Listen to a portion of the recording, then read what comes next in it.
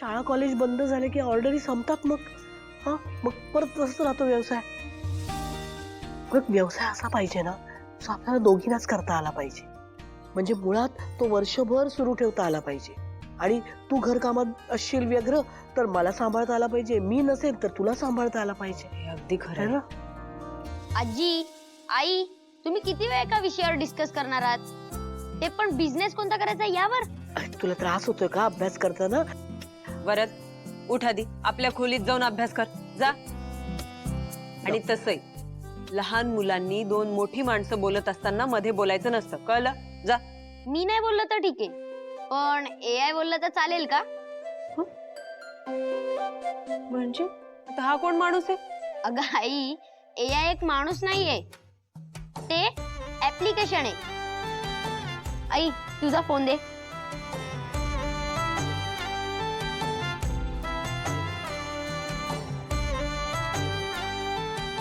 या ऍप वरती तुम्ही जे प्रश्न विचाराल त्याची उत्तरं तुम्हाला एकदम लगेच मिळणार.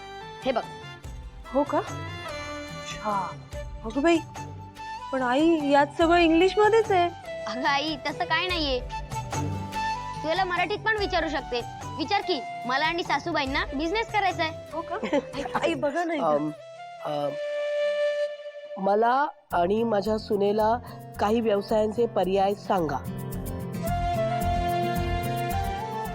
अय्या हे बघ. अगं बाई, आई अहो किती व्यवसायांच्या याद्या आल्या नाही. आणि हे बघ, प्रत्येक व्यवसायासमोर किती भांडवल लागतं, साधारण किती वर्ष लागतं. काका की तुम्ही खरंच याल. तुम्ही ते सोशल मीडियावर फेक प्रँक कॉलचे व्हिडिओज वगैरे बघत नाही का?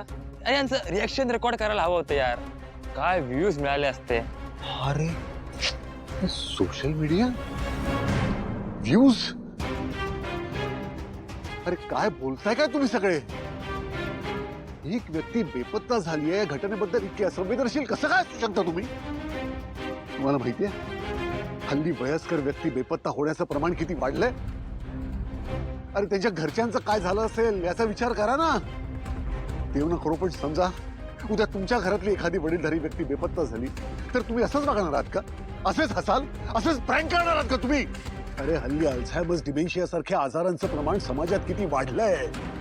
त्या रुग्णांना बिचाऱ्यांना कळतही नाही रे की ते काय बोलतायत, कुठे जातायत, कोणाशी कसं वागतायत. या त्यांची काही चूक आहे का?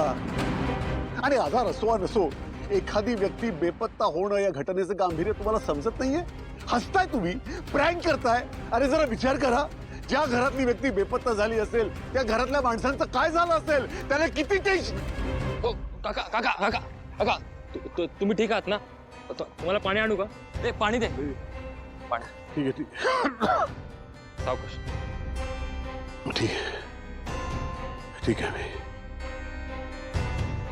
सॉरी काका, पण आम्ही आजूबाजूला इंटरनेटवर व्हायलन्स, भांडणं ह्याचे प्रँकचे इतके व्हिडिओज बघतो ना की या घटनेने आम्हाला इतकं हर्ट होईल असं वाटलंही नव्हतं. मलाही माफ करा, मी असा ओरडलो तुमच्या अंगावर. पण एक सांगू का रे तुम्हाला, इंटरनेटचा वापर फक्त या अशाच गोष्टींकरता नका रे करू. इंटरनेटमधनं काहीतरी शिका, काहीतरी चांगल्या गोष्टींकरता सुद्धा याचा वापर होऊ शकतो हे लक्षात ठेवा. पुन्हा एकदा सॉरी. हा काका तुम्हाला घरी सोडू का? नाही, ठीक आहे, जाईन. ठीक आहे. सॉरी काका. सॉरी, माफ करा.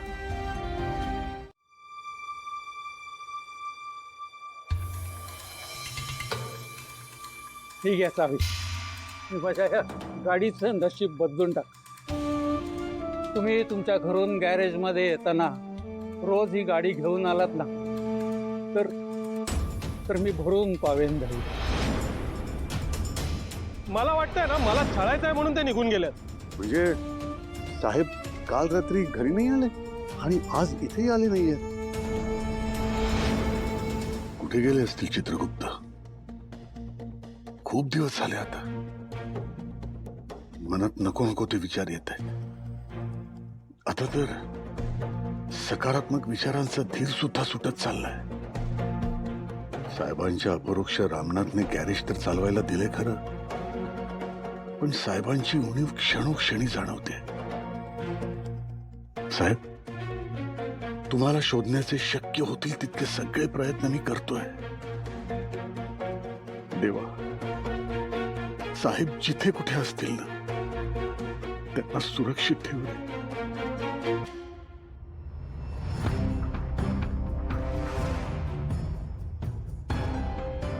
अहो, आज की नाही मी आणि वीणाने ना, अहो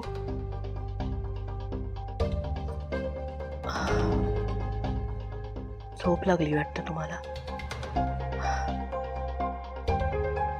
आज मला आणि वीणाला ना आपल्या घराला आर्थिक हातभार लावता येईल यासाठी एक कल्पना सुचली होती. त्याबद्दलच तुमच्याशी बोलायचं होतं, पण दिवसभराच्या कामात वेळच नाही मिळाला तुमच्याशी बोलायला. मला माहिती आहे तुमची खूप व्यवधानं सुरू आहेत. या घरासाठी किती विचार करताय तुम्ही, किती मेहनत घेताय तुम्ही. मला आणि वीणाला ना एक छान कल्पना सुचली आहे, त्याबद्दलच बोलायचं होतं. पण काही हरकत नाही, सगळं ठीक होणार. आहो, काळजी करू नका तुम्ही, मी आहे तुमच्या बरोबर. उद्या बोलते तुमच्याशी.